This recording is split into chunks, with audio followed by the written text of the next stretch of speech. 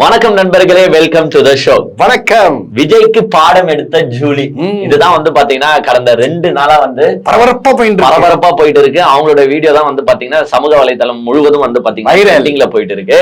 இப்ப அது எப்படி மாறி போச்சுன்னா, ஜூலியை கழுவி ஊத்தும் தாவேகா வெர்ச்சுவல் வாரியர்ஸ். வழக்கம் தானங்க அது. அதாவது இவங்கதான் வந்து யாருன்னு பாத்தீங்கன்னா பெண்களுக்கு பாதுகாப்பு தர இந்த டீம். எதனா ஒரு பொண்ணு அவங்க தலைவனை எதிர்த்து ஒரு கேள்வி கேட்டாலும் விஜய்னு பேர் சொன்னாலங்க முடிஞ்சு போச்சு. அப்பதான் வந்து அந்த பெண் பாதுகாவலர்களின் முழு உருவம் வந்து தெரியும்.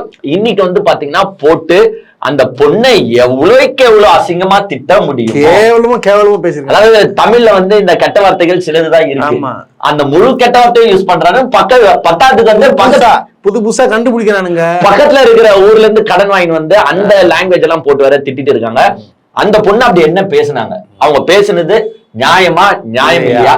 இந்த வெர்ச்சுவல் வாரியர்ஸ் இவனுங்க பிஹேவ் இப்படி பண்றானுங்களே, இதுக்கெல்லாம் முடிவு காலம் பிறக்குமா பிறக்காதா?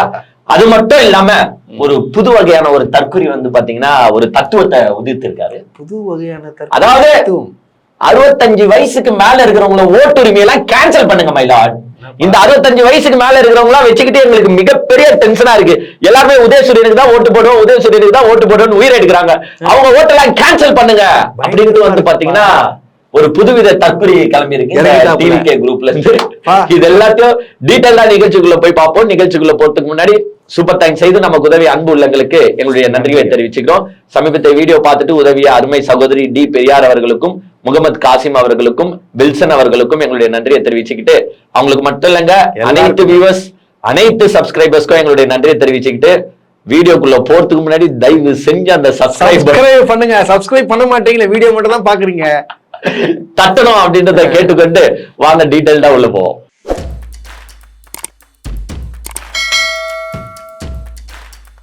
அதாவது ஒரு 8 வருஷத்துக்கு முன்னாடி இந்த டயலாக கண்டிப்பா எல்லாரும் கேட்டிருப்பீங்க.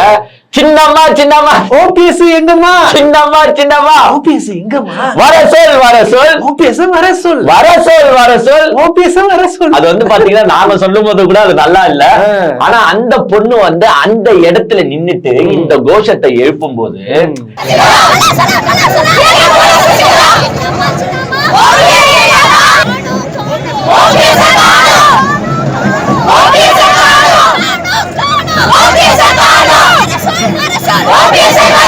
அது வந்து அந்த இளைஞர் படைகளை வந்து அப்படியே வந்து முறுக்கேத்தி வீட்டுல உட்கார்ந்து கூட டேய் பீச்சுக்கு வா, ஜல்லிக்கட்டுக்கு நம்மளும் போராடி ஆகணும்டா, அது நம்மளுடைய தமிழர் பண்பாடுடா, நம்ம தமிழரோட வீர விளையாட்டுடா. ஜல்லிக்கட்டு என்னன்னு தெரியாத கூட வந்தான் எங்க மெரினா பீச்ல ப்ரொட்டஸ்டுக்காக ஜல்லிக்கட்டு எங்களுக்கு நடத்தி ஆகணும், அதை எதிர்த்து யார் குரல் கொடுத்தாலும் நாங்க வந்து ஆதரவு தருவோம் அப்படின்னு ஒரு இளைஞர் பட்டாளமே, அதாவது தானாக முன் வந்து சேர்ந்த இளைஞர் பட்டாளம். அது யாரும் வந்து அந்த குரூப்பை ஃபோர்ஸ் பண்ணி கூட்டின்னு வரல, காசு கொடுத்து கூட்டின்னு வரல.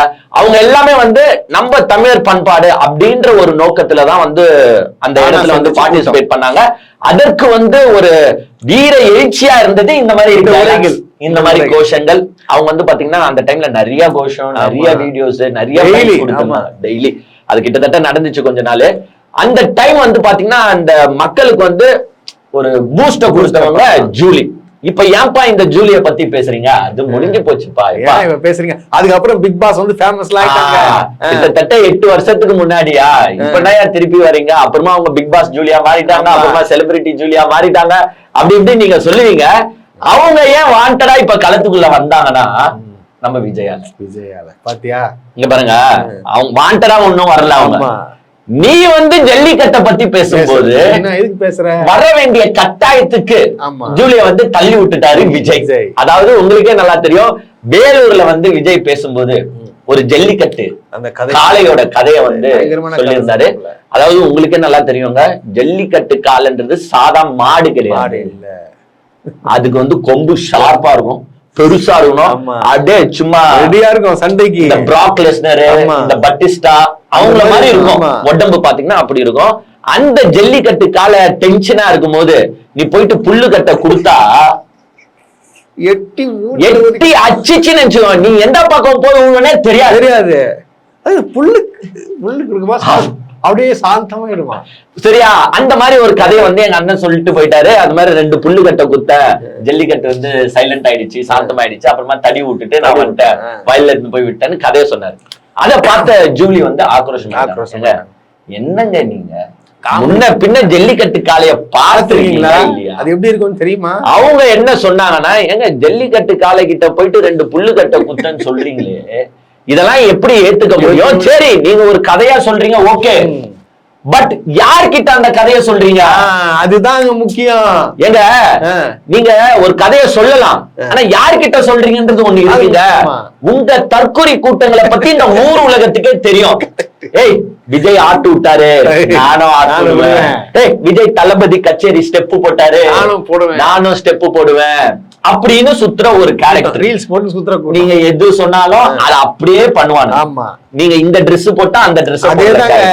இப்போ போற போக்குல இந்த ஜல்லிக்கட்டு கதையை வந்து சொல்லிட்டு போறீங்களே, நாளை பின்ன எங்கனா போயிட்டு அந்த மாதிரி பண்ணிட்டானா என்ன? எவனா போயிட்டு எங்க விஜய் அண்ணனே சொல்லிருக்காருடா, ரீல்ஸ் கேமரா ஆன் பண்ற, ஜல்லிக்கட்டு காலைக்கு நம்ம புல்லுக்கட்டை குடுக்குறோம்டா அப்படின்ட்டு எவனா ரீல்ஸ் போட்டு அது எட்டி உதைச்சோ இல்ல கால கொம்புல கொங்குன்னு முட்டியோ செத்து போய் 50ன்றது 500 ஆனா என்ன செய்வீங்க?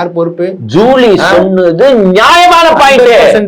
இந்த ஜல்லிக்கட்டு காளையை பத்தின ஒரு குட்டி ஸ்டோரி ஒண்ணு சொல்லியிருந்தீங்கன்னா அதை கேட்டதுக்கு அப்புறம் என்னால பேசாம இருக்க முடியல.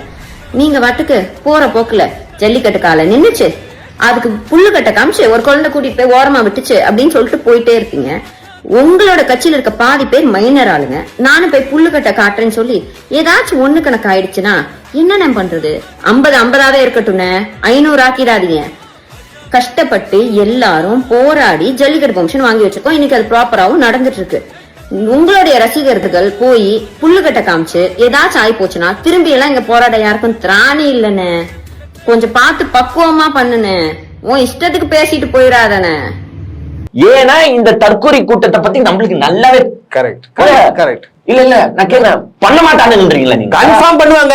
என்ன பண்ணாத என்ன பண்ணாம சொல்லுங்க சொல்லுங்களேன், இவங்க பண்ண மாட்டானுன்றீங்க. கன்ஃபார்ம் பண்ணுவானுங்க. நல்ல வேலை விஜய் வந்து இத வேலூர்ல பேசினாரு. ஆமா, டிசம்பர் மாசத்துல ஈரோடுல பேசும்போது இந்த கதையை சொல்லி இருந்தாரு. அடுத்தது பொங்கல் டைம்ல ஜனவரியில பொங்கலுங்க போய் நிறுத்திட்டு இருப்பாங்க. ஏங்க புள்ளி எடுத்துன்னு போயிட்டு காலை அடக்குவானுங்க. என்ன பண்ணுவீங்க? அவன் என்ன செய்வானா, ஜல்லிக்கட்டு அந்த காலை அடக்குற இடத்துக்குள்ள போயிட்டு நானும் போறேன் புல்லுக்கட்டை காட்டுறது, புல்லுக்கட்டை காட்டி அவன் வந்து மாட்டு கொம்புல முக்குன்னு வாங்கி வந்திருப்பாங்க. காலி ஆயிட்டு இருப்பாங்க. 100% சாமி சத்தியமா சொல்றேன், இவங்க பண்ற கேரக்டர் கன்ஃபார்ம் இறங்கிட்டு. அதான் அந்த பொண்ணு யாரோட சேஃப்டிக்காக? அவங்க சேஃப்டிக்காக தான் சொல்லுது. இல்ல விஜய் உங்க சேஃப்டிய பத்தி கவலைப்பட மாட்டாங்க. ஆமா, அந்த பொண்ணு வந்து உங்க சேஃப்டி, உங்க நலன்ல. உங்க ஆடியன்ஸ்ல இந்த மாதிரி ஆடியன்ஸ் இவனுங்க போய் காட்டுற கேரக்டருங்க, அவனுங்க கிட்ட நீங்க இந்த கதையை சொல்றீங்களே, இது எப்படி நியாயமா முடியாது? நாளை பின்ன இவனுங்க எத்தனை போய் புல்லுக்கட்டை காட்டுவாங்கன்னு அவங்க சொன்னதுல தப்பே கிடையாது. ஏன்னா இவனுங்க 100% இல்ல 1000% பண்ற கேரக்டர். ஏன்னா அவங்க அண்ணன் வர சொல்லிட்டு ரீல்ஸ் எல்லாம் பாக்குறேன்னு சொல்லிட்டாப்ல. அப்புறம் என்ன ஆகுது? யாரு பொறுத்துப்பா? எங்க அண்ணன் புல்லு கட்டுன உடனே அவன் புல்ல தூக்கிட்டு ஒரு கரெக்டா வந்து ஹெல்ப் பண்ணிக்குதுங்க. அது அந்த பொண்ணு ஹெல்ப் பண்ணிருக்கு, தடுத்து நிறுத்திடுதுங்க. அபாயத்தை தடுத்து நிறுத்திருக்கு. ஆனா இவனுங்க என்ன பண்றானுங்கன்னா, அந்த பொண்ணை போட்டு எவ்வளவு அசிங்கமா திட்ட முடியுமோ. என்ன இது? அந்த பொண்ணு அசிங்கமா பேசாரு. அந்த பொண்ணு டீசென்ட்டா தலைவரை எதுனா அசிங்கமா பேசிச்சா? எதுனா ஒண்ணே ஒண்ணு சொல்லுங்க. எதுனா ஒண்ணு அந்த பொண்ணு வீடியோ எடுத்து எல்லாருமே பாருங்க. எதுனா ஒண்ணு அசிங்கமா பேசிச்சா? அந்த பொண்ணு டீசென்ட்டா சொல்லிட்டு போச்சு. இப்படி சொல்றீங்களே, நாளை பின்ன இவனுக்கு போய் நின்னா என்ன நடக்கும்? ஏன் அந்த பொண்ணு சொல்லிச்சுன்னா, அந்த ஜல்லிக்கட்டுக்காக போராடுறதுல ஒருத்தி நானியா? ஆமா, அந்த உரிமை அந்த பொண்ணுக்கு இருக்கு. அந்த டைம் நீ எங்க போய்? எங்க அதுதான் கேக்குறேன். எங்க போய்? யார கேக்குறீங்க? விஜய் மாஸ்க் போட்டு வந்துட்டு போயிட்டாருல்ல. போராடுனியா? எங்க போறாரு? ஒரு கோஷம் போட்டியா? ஒரு குரல் கொடுத்தியா? ஒன்லி போட்டோஸ்ங்க. ஏங்க அந்த பொண்ணு ஜூலிக்கு இருந்த தைரியம் இந்த மனுஷனுக்கு இருக்கா? ஏன் நீங்க மாஸ்க் போட்டு வந்தீங்க? ஒரு தைரியம் அந்த மனுஷனுக்கு இருக்கா? அந்த பொண்ணு அன்னைக்கு அவ்வளவு கோஷம் கொடுத்துச்சு, அதுவும் ஆளும் கட்சி எதிர்த்து கொடுத்துச்சு.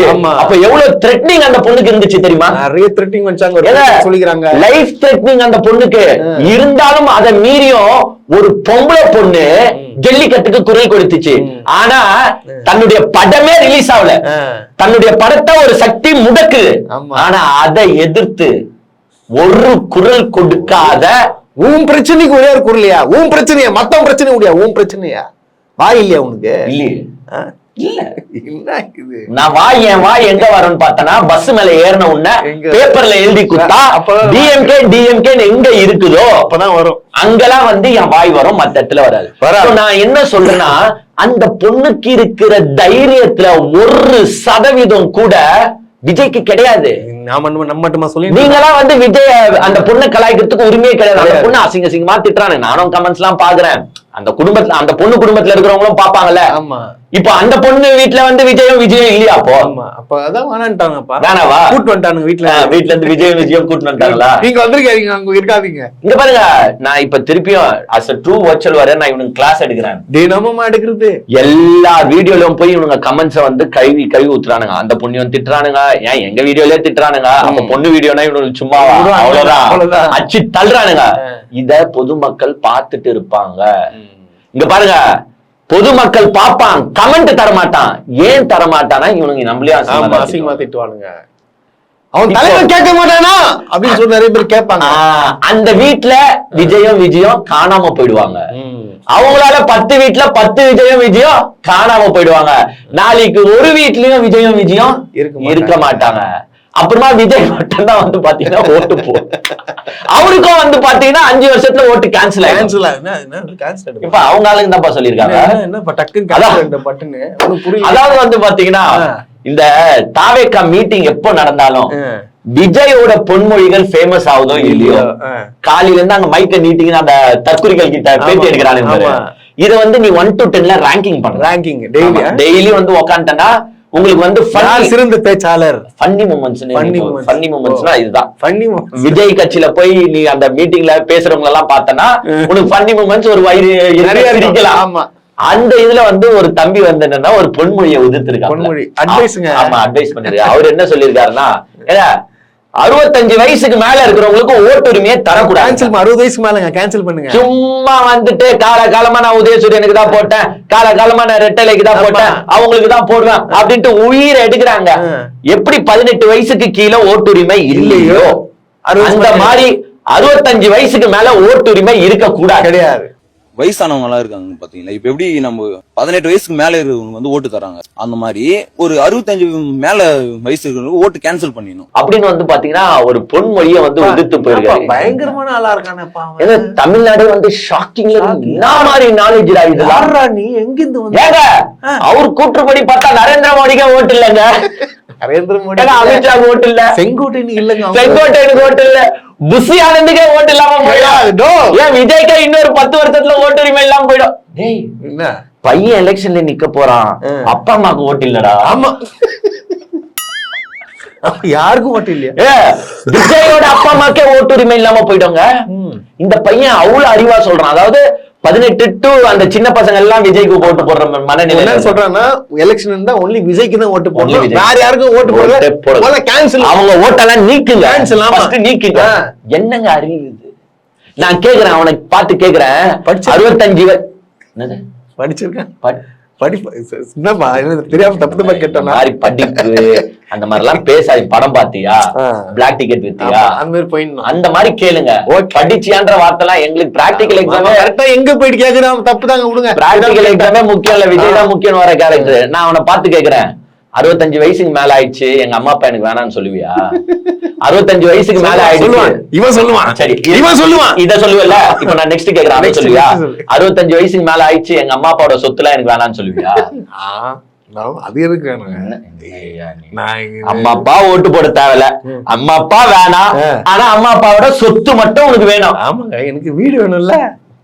எப்படியாப்பட்ட ஒரு தற்குறி கூட்டமா இருக்கு பாத்தீங்களா? எது ஒரு எக்ஸ்பீரியன்ஸா இருந்து ஒருத்தனுக்கு வந்து இந்த கட்சிக்கு ஓட்டு போட்டாதான் இந்த நாட்டுக்கு நல்லது நடக்கும். எக்ஸ்பீரியன்ஸ். அவன் வந்து ஒரு 30-40 வருஷம் இந்த தமிழ்நாட்டை பாக்குறான். எந்த கட்சி நமக்காக குரல் கொடுக்குது, எந்த கட்சி நமக்கு ஒரு பிரச்சனை வந்து, எந்த கட்சி நமக்காக எப்பவே நிக்கும். அப்படின்றத பார்த்துட்டு அவன் தன்னுடைய எக்ஸ்பீரியன்ஸ் மூலமா இந்த கட்சி தாங்க கரெக்ட் அப்படின்னு போடுவான். ஆமா. நீங்க இப்ப சினிமா படத்தை பார்த்துட்டு என் விஜய் நல்லா டான்ஸ் ஆடுறாரு, என் விஜய் நல்லா அழகா இருக்காரு, என் விஜய் நல்லா பாட்டு பாடுறாரு, என் விஜய் நல்லா ஹீரோயின் கிட்ட ரொமான்ஸ் பண்றாரு, என் விஜய் எவ்வளவு அழகு பாத்தியா அப்படின்னு ஓட்டு போடுற நீங்க இத்தனை வருஷம் அனுபவத்தை வச்சு ஓட்டு போடுறவங்களோட ஓட்டுரிமையை கேன்சல் பண்ணுங்க முதல்ல. அவ்வளவுதான். எனக்கு விஜய் சிஎம் எலெக்ஷன் கமிஷனர் சொல்லிருப்பான் இமிடியேட்டா. விளையாட்டு கிடையாது, இது சீரியஸான ஒரு விஷயம். இந்த எஸ்ஆர்ல இந்த ஆப்ஷனை உள்ள வைக்காம போயிட்டாங்க ஐயா. இந்த தம்பி இந்த வார்த்தை வந்து கொஞ்சம் முன்னாடி எப்பா நீ வேற. எனக்கு என்ன பிரச்சனைனா இவன் பேசுறது கூட பிரச்சனை இல்ல மக்களே, என்ன பிரச்சனை அதுக்கு ஃபயர் விடுறானுங்க மக்களே. தரமான ஐடியா, செம ஐடியாங்க, மாசுங்க. அதுல போய் செக் பண்ணுங்க. விஜய் வந்து ஃபேக் ஐடில வந்து கமெண்ட் பண்ண போறாரு. சூப்பரா தம்பி எங்க இருந்தா இருக்க செக் பண்ணுங்க பாத. இப்போ ஒருத்தன் தெரியாம பேசலாம், மத்தவங்க எல்லாம் வந்து டேய் நேரா அப்படின்னு சொல்லுறதுதான் நல்ல கட்சி. ஆனா இங்க என்னவா இருக்கிறானுங்கன்னா இப்ப நீ போனா இன்ஸ்டாகிராம், பேஸ்புக், ட்விட்டர்ல அது இருக்கு, ட்ரெண்டிங்கா இருக்கு. தரமான சம்பவம், தரமான செய்கை, மாசான ஐடியா. அவன் வந்து இப்ப என்ன இருக்கு கட்சிங்க தான். விஜய்க்கே 14 இப்ப 51 வயசு நினைக்கிறேன். இன்னும் 14 வருஷம் கழிச்சு அவருக்கே ஓட்டு கிடையாது, கேன்சல். அதுக்கப்புறமா ஒரு சிஎம் வேணாம். உண்மையா 10 வருஷம் போதுங்க, அவ்வளவுதான். தற்கொலை கூட்டமா சுத்திட்டு இருக்கிற ஒரே குரூப் இவனுங்க தான், டிவிகே. இவங்களுக்கு என்னன்னா இவங்களுக்குள்ள போட்டி, யார் சிறந்த தற்கொலை. அதுல இன்னொருத்தவன் தான், அவன் ரேங்க் நம்பர் 2. ஆமா, அவன் என்ன சொல்றானா, ஒருத்தர் கேக்குறாரு, தம்பி உங்க பேர் என்னப்பா? என் பேரு சுரா. சுராக்கே சுரான்னு ஒண்ணு அவர் ஷாக் ஆயிட்டாரு. என்னப்பா சுரான்னு வச்சிருக்காங்களே, யாருப்பா வச்சா, எப்படிப்பா வச்சானும் போது, இல்லங்க எங்க அம்மா வந்து படம் பார்த்துட்டு வந்தாங்க, சுறா படம் அப்பதான் ரிலீஸ் ஆச்சு, படம் பார்த்துட்டு வந்தாங்க, வந்த உடனே நான் பிறந்துட்டேங்க. வந்து வீட்டுக்கு வந்த உடனே நான் நினைக்கிறேன் அதிர்ச்சியில பிறந்துட்டாங்க. டேய் இதெல்லாம் ஒரு படமாடா. உண்மையான பேரு சுரா. சுறா பாத்துட்டு வந்தாங்க எங்க அம்மா, அப்படியே நான் வீட்டுக்கு வந்தோடனே பிறந்தேன், அதுக்கு சுரான்னு பேரு வச்சிட்டாங்க. தீவிர விஜய் ஃபேன். எவ்வளவு ஆசையா வந்த ஸ்விமிங் பூல்ல இருந்து வர மாதிரி இப்படிலாம் வரீங்க அப்படின்ட்டு அதிர்ச்சியில வந்து குழந்தை பிறந்துச்சான். அதனால வந்து சுரான பேரு அன்னைக்கே வச்சிட்டாங்க. அன்னைக்கே வச்சிட்டாங்க. பிறந்து கத்துனே உன் பேர் சுரா. சுறா மீன் அப்படி கத்தாது, அப்படியே கத்தம் மீன் கத்தம்பா. மீன் அப்படிதான் கத்தம். நல்ல வேலைங்க, சுறா படம் பாத்துட்டு வந்தனால சுறான்னு வச்சாங்க. புலி படம் பாத்துட்டு வந்திருந்தா புலி, குருவி படம் பாத்துட்டு வந்திருந்தா குருவி. இவங்க வச்சுக்கிட்டு என்ன செய்யுதுன்னு தெரியல. அதுல இன்னொரு அல்டிமேட் காமெடி என்னன்னா, அவர் கேக்குறாரு நீ எப்பப்பா பிறந்தனு. ஏன்னா சுறா படம் 2010 வந்துச்சு. எப்பப்பா பிறந்தனா 2010 பிறந்தேன். 2010. அப்ப இப்ப வயசு என்ன? 16 வயசு. 16 வயசு. ஓட்டு இருக்குதா உனக்கு ஃபர்ஸ்ட்? இவன் நிர்வாகிகள் கூட்டத்துக்கு வந்திருக்கான். இவன் நிர்வாகி எப்படி தெரியல எனக்கு. 18 வயசுக்கு கீழே எப்படி நிர்வாகிகள்? சந்தேகமா இருக்குங்க. சின்ன பசங்க எல்லாம் வராங்க நிர்வாகிகளா?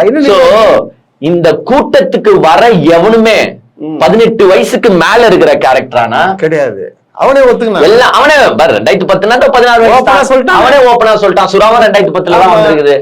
சோ இப்படிதான் எல்லாம் இந்த 18 வயசுக்கு கீழே இருக்கிற கோழி குஞ்சு, அணில் குஞ்சு, குருவி குஞ்சு, சுறா குஞ்சுகள், புலி குஞ்சு, எல்லா குஞ்சுகளும் பாத்தீங்கன்னா இந்த மீட்டிங்க்கு வந்து கணக்கு ஏத்துறாங்களாம். ஆனா இவங்களுக்கு எல்லாம் ஓட்டுரிமை இருக்கானா? ஆனா பெரிய பிரச்சனை என்னன்னா இந்த எலெக்ஷனோட விஜய் காணாம போயிடுவாரு. ஆமா, அது 100% ஆச்சு. இவனுக்கு எல்லாம் இப்ப ஓட்டுரிமை வந்தாலும் விஜய்க்கு ஓட்டு போட முடியாது. என்ன பண்றது? எங்க அண்ணன் இருக்க மாட்டாரு. என்ன பண்ணுவாரு? பாவமா இருக்கு நினைச்சாலே. இப்படித்தாங்க இந்த தற்கொலை கூட்டத்தோட ஒரு வீடியோஸும் ஒரு நாள் வந்து நம்மள மனசு கஷ்டப்பட்டது. என்ன இப்படி எல்லாம் இருக்கிறானுங்க அப்படின்னு. இப்போ பட்டவங்களும் இருக்காங்களா?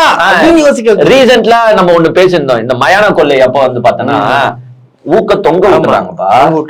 அது எவ்வளவு உங்களுக்கு வலி வேலையா இருக்கும் உங்களுக்கு நல்லாவே தெரியும். அந்த கிரேன்ல வந்து ஊக்க போட்டுட்டு தொங்குறான். தொங்கி நாம என்ன பண்றான், டிவி கொடிய காட்டிக்கினே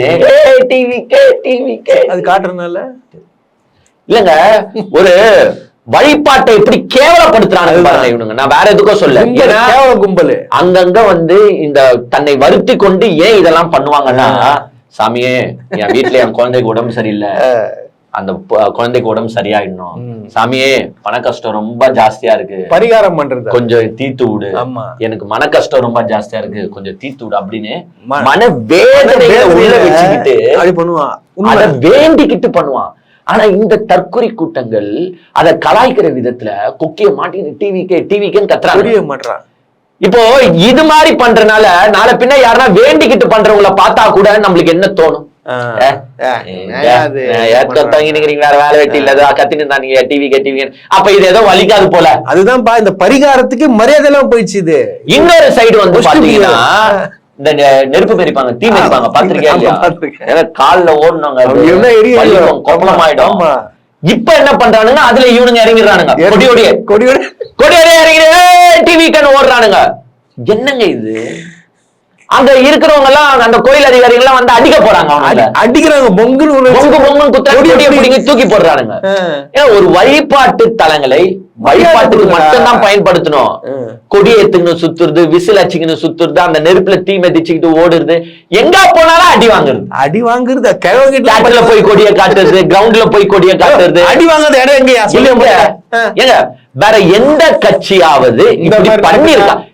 இது வரைக்கும் வாழ்க்கை வரலாற்றுல இது வரைக்கும் அரசியல் உலக அரசியல் வரலாற்று இல்லங்க இந்த மாதிரி பார்த்தது இல்லங்க. எவனா ஒருத்தனை கொடியேத்துக்குன்னு தேட்டருக்குள்ள போவாதீங்கன்னு இது வரைக்கும் எங்கன்னா ரூல்ஸ் போட்டுருக்காங்க வந்திருக்கா? நீங்க சொல்லுங்க. இது வரைக்கும் விஜய் கட்சி தொடங்காத வரைக்கும் யாருன்னா ஒருத்தர் கொடியேத்துக்குன்னு தேட்டருக்குள்ள போவாதீங்கன்னு எங்கன்னா சொல்லிருக்காங்களா? இல்ல. ஏன்னா எல்லாருக்கும் தெரியும் பண்ணது இல்ல.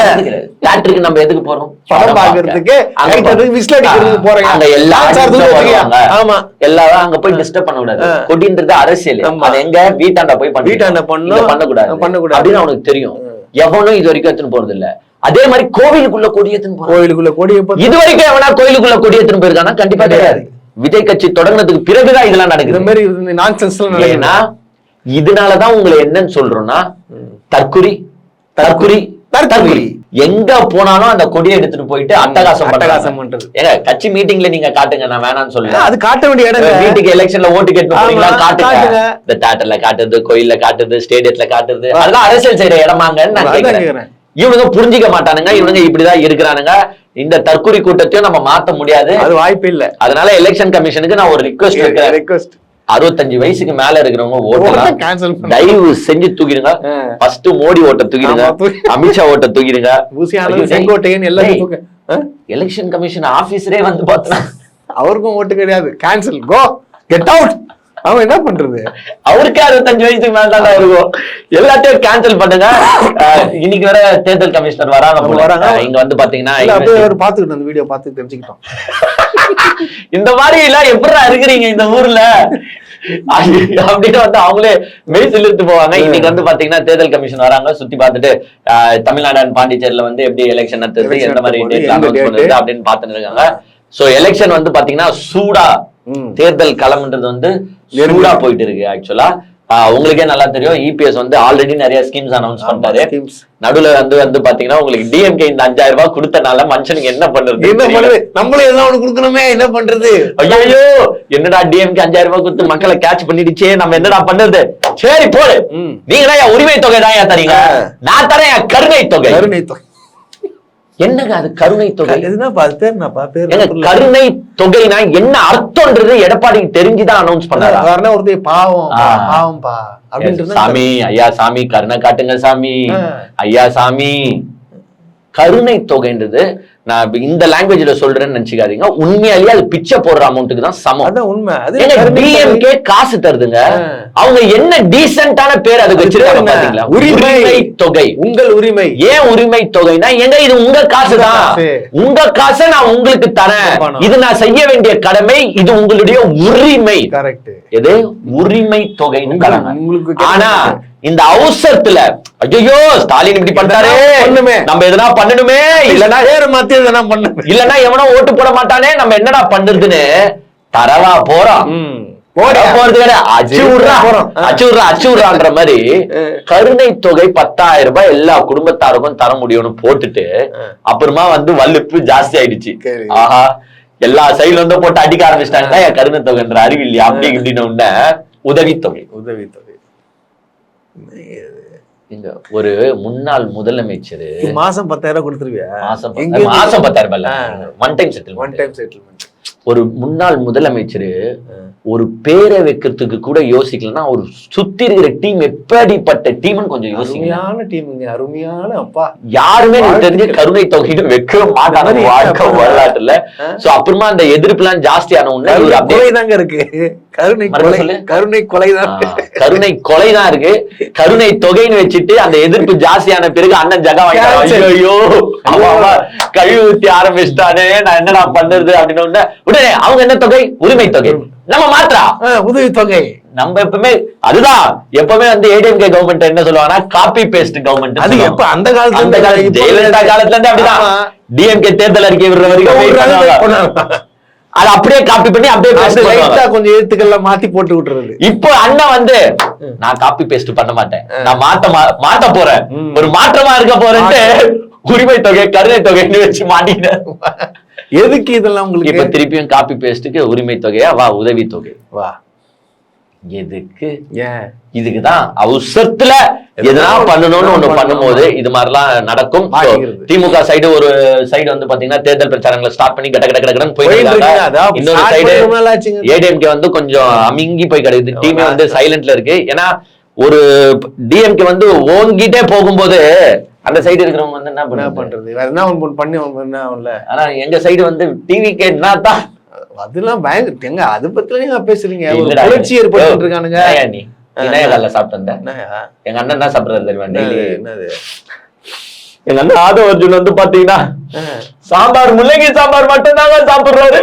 ஒரு சாம்பார சாப்பிடுறாரு. அதாவது எங்க ராஜ்மோகனை சரியான காக்கா பிடிக்கிற ஆளுங்க. அது காக்காவா? ஐயோ எங்க புஷி ஆனந்த காக்கா பூச்சி எல்லா மீட்டிங்லயும் நான் தான் பேசணும், வேற எவனும் பேச வரக்கூடாது. காக்கா பூச்சி வச்சுக்கினாரு. அதுதான் மானே தேனே பொன்மானேன்னு புஷி ஆனந்த தள்ளி விட்டுருவாரு. இப்ப ஆதவ அர்ஜுன் சைடு கொஞ்சம் நான் கூட பாத்தீங்கன்னா கண்ட குண்டதெல்லாம் சாப்பிடுவேன். ஆனா எங்க அண்ணன் வந்து எப்பவுமே முள்ளங்கி சாம்பார் ஒண்டிதான் சாப்பிடுவாரு. சாப்பிட்டு ஓர வச்சுட்டு போயிடுவாரு. என்னன்னு கேட்டேன். நான் சின்ன வயசுல இருந்தே சத்துணவு சாப்பிட்டு பழகிக்கவேன். இப்ப மாமனார் பணம் வந்துருச்சு. அப்ப நீ ஏழ்மையா இருந்த, கவர்மெண்ட் கொடுத்ததெல்லாம் உனக்கு உதவியா இருந்துச்சு, ஹெல்ப்ஃபுல்லா இருந்துச்சு. இப்ப மாமனார் பணம் வந்த உடனே கவர்மெண்ட் கொடுக்குற 1000 ரூபாய் நீ கலாய்ப்ப. ஆமா சரியில்லை. கவர்மெண்ட் கொடுக்குற 5000 ரூபாய் நீ கலாய்ப்ப. இல்லங்க சரியில்லைங்க எதுவுமே. அதுதான் அப்ப எல்லாருக்கும் மாமனார் பணம் வந்துட்டா இது தேவை கிடையாது. எல்லாருக்கும் மாமனார் பணம் வர யாருக்கு இந்த மாமனார் பணம் வந்திருக்குன்னா ஒண்ணு ஆதவ அர்ஜுனுக்கு, இன்னொன்னு மரிய வில்சன். ரெண்டு பேரும் ஒரே கேட்டகரி தானே. ஒரே கூட்டி கழிச்சு பாரு, கணக்கு சரியா கூட்டி கழிச்சு வர கணக்கு சரியா வரும். அதே மாதிரி நம்ம திமுக இளைஞரணி தம்பிகளுக்கு வந்து ஒரு சின்ன ரிக்வெஸ்ட் மட்டும் நம்ம வைக்கிறோம். அதாவது சமீப காலமா இந்த திமுக மீட்டிங்ஸ்ல நீங்க பாத்திருப்பீங்க, இந்த இளைஞரணி தம்பிகள் என்ன பண்றாங்கன்னா தலைவரை பார்த்த உடனேயும் உதயநிதி ஸ்டாலினை பார்த்த உடனேயும் ஒரு உணர்ச்சி மிகுதியில என்ன பண்ணிடுறாங்கன்னு பாத்தீங்கன்னா இந்த துண்டை தூக்கி அடிக்கிறாங்க. அதாவது தலைவர் வண்டியில படுது, முதலமைச்சர் மேல படுது, துணை முதல்வர் மேல படுது, அவங்க மேல எல்லாம் இந்த துண்டுகள் போய் படுது. ஆக்சுவலா நம்ம வந்து துண்டை வந்து தூக்கி அடிக்க கூடாது, மிகப்பெரிய மரியாதை கொடுக்கணும். ஆமா, உங்களுடைய உணர்ச்சி எனக்கு புரியுது. நீங்க என்ன பண்ணலாம்னா துண்டை இப்படி விசிறலாம், இப்படி விசிறலாம், உங்க சந்தோஷத்தை நீங்க தெரிவிக்கலாமே தவிர்த்து அதை தூக்கி அடிக்கிறதுன்றது வந்து தவறான செயல். நீங்க உங்க வீட்டுல இருக்கிற பெரியவங்களையோ இல்ல கட்சிக்காரங்களையோ கேளுங்களேன், அவங்க என்ன பண்ணுவாங்கன்னா அந்த துண்டை பத்திரமா பிடிச்சுப்பாங்க, கட்ட மாட்டாங்க, பத்திரமா பிடிச்சுப்பாங்க. ஏன்னா அவங்களுக்கு அந்த துண்டோட மகிமை தெரியும். அந்த கருப்பு சிவப்பு அப்படின்னாலே அவனுக்கு வந்து பாத்தீங்கன்னா நரம்பு உணர்வுங்க, அது அது ஆட்டோமேட்டிக்கா வந்துரும். அது எனக்கு புரியுது. அவனுங்க டிவி காரணங்க என்னமோ தூக்கிலாம் அடிச்சு அவனுக்கு தான் கெத்து, அவனுக்கு தான் பில்டப்னு சொல்றானுங்க. நாங்களும் பண்ணி எங்க தலைவர் பாரு எவ்வளவு கெத்து, எவ்வளவு பெரிய ஆளு பாரு அப்படின்னு நாங்க காட்டுவோம். அப்படின்னு தான் நீங்க பண்றீங்க, நம்மளுக்கு புரியுது. பட் இருந்தாலும் அவங்க யாருன்றது யோசிங்க முதல்ல. அவங்க தற்குறி கூட்டம், நம்ம கொள்கை கூட்டம். அவனுங்க செய்யறத நம்ம அவங்களுக்கு போட்டிக்கு செய்யணுமானா கண்டிப்பா கிடையாது. சோ தயவு செஞ்சு திமுக இளைஞரணி தம்பிகள் இனிமேட்டாச்சு உங்க சந்தோஷத்தை இப்படி காட்டுங்க, இப்படி காட்டுங்க. பண்ணக்கூடாது.